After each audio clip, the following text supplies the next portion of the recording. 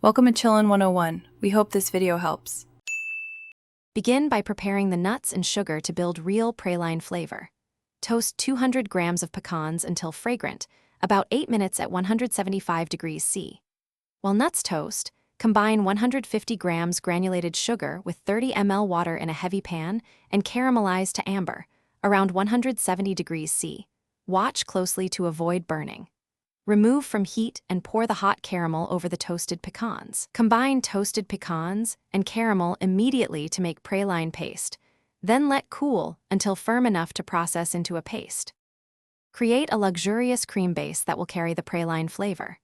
Heat 300 ml heavy cream with 50 grams sugar and a pinch of salt to 82 degrees C, stirring to dissolve sugar but not boiling. In a separate bowl, beat 3 egg yolks gently, then temper 3 egg yolks with warm cream slowly to avoid curdling by adding a ladleful at a time.